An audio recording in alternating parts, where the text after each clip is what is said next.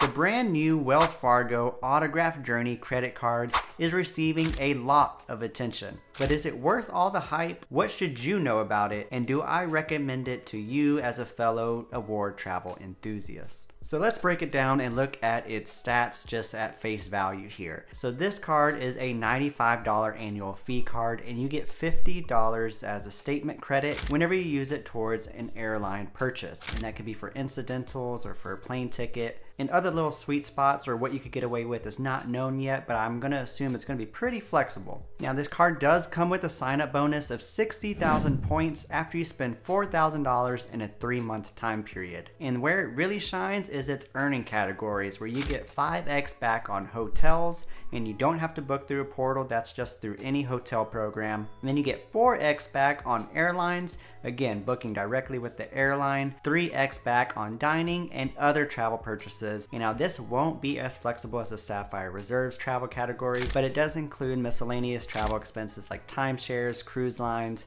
and other expenses like that. And then finally, their transfer partners is a point of contention for me. Their transfer partners include Avianca, British Airways, Aer Lingus, and Iberia, which they all share the Avios currency. So once you have access to one, you essentially have access to all of them. They also have Flying Blue and then Choice Hotels. Now these transfer partners are a great foundation. However, they're just that, a foundation. But I will highlight that Choice Hotels is actually a solid transfer partner that's slept on by many, especially for an economy traveler, because 1 Wells Fargo point transfers to 2 Choice Hotel points. And although Choice Hotels aren't known for their luxury options, think your Comfort Inns and your Econo Lodges here in the United States, but in Europe and in other countries, they're really not that bad and they are very reasonably priced. However, I digress. A new sign-up bonus of transferable points is always an exciting thing, but one thing to be aware of is within the terms and conditions of this card. It states you may not be approved for this card if you've had a Wells Fargo card approved within the last 6 months. And if you don't know, Bilt Rewards credit card is offered by Wells Fargo, so there is a chance that if you've gotten the Bilt Rewards card within the last 6 months, that you may not be approved for this card. And so this is an important consideration if you just got that card or if it's really high on your list. So my personal stance is I wouldn't really recommend this card to many people